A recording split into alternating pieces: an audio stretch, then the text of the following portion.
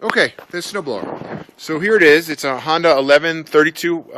It's 11 horsepower, 32 inch wide, and so just to kind of orient you, right here on the right side, you can kind of see that there's this off-on switch. And so what you're going to do is turn it to on, and then you're going to come over here to this guy, the choke, and pull him out.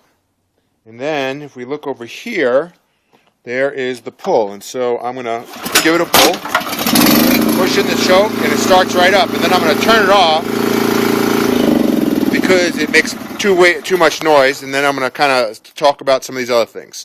So I just turned it off by turning this guy back that way.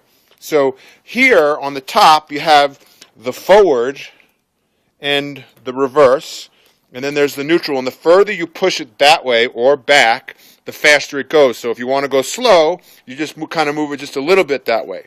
Then you have in the center, you have the throttle, how much gas it has, and I always leave that just on full. And then you have this lever over here that controls how far the snow is going to go. So in this back position, the snow goes the furthest. And then if I kind of go halfway down, the snow kind of goes a little bit down, or then all the way down. Essentially, you're just controlling how far the snow is going to go. And then when it comes to the direction of the snow, this guy on the side is how you turn. So you rotate it, and you go that way or the other way, depending on which way you want the snow to go. Then, see, that's those guys.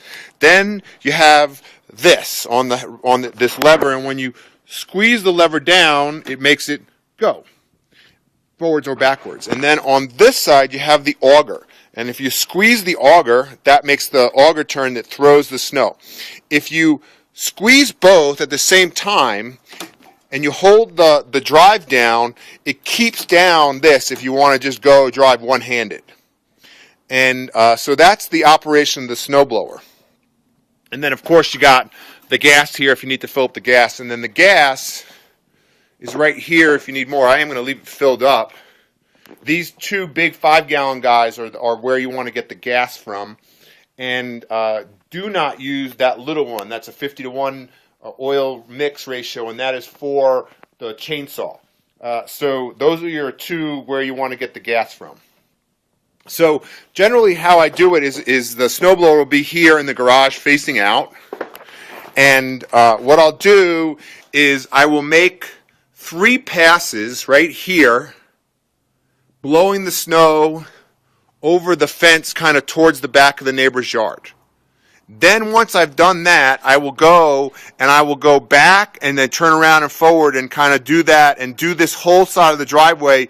And when I do that, I just throw the snow right to this side of the fence, not to the other side. Only do I throw the snow back that way because that's just not nice for the neighbor.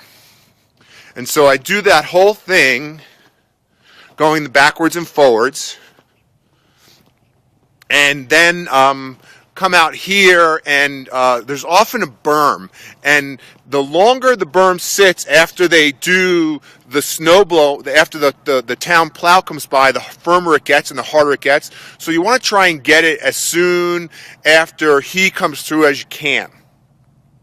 And when it comes to the berm can be quite heavy, so you can't take a full width pass. So the snowblower has a 32-inch mouth, and so what'll happen is that you'll have to take a 12-inch mouth, and you'll be able to tell how much of a mouth you should take by if the snowblower is bogging down or not. And then when it comes over here, you do have to be a little cautious in that you shouldn't snowblow past the edge, this edge of the wood pile, because of these tree stumps that are here, right here, and then right here, and they could be totally covered with snow. And also that the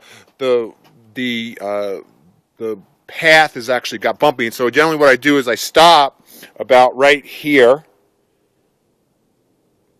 and then I shovel the rest of that. Then if we go around to the back, and you also see that there's the snow poles that mark the edge of the driveway, so you know kind of where to go in regards to the driveway. Then we come back here, and you know, like I was saying before, you want to be slow going through certain places, like near cars and stuff like that. And then also when you come back, so now I'm in the back of the house. So I moved too fast. So now I'm in the back of the house, and you see you're going to come through the arbor, and the snowblower just fits through the arbor. So go really slow when you come through here. Make sure that door is open all the way when you do that. And then I blow back here. Generally what I'll do is I'll push the snow off the top of the hot tub and then blow this whole area around here. So that's that. And then I shovel kind of, you know, to make sure that the place where you can't get the snowblower. So the one problem that you could run into the snowblower is that you could break a shear pin. And the shear pins are there because you don't want to break the transmission, and there's two of them. There's one on the right side and then one on the left side, because there's two augers, or two of these guys.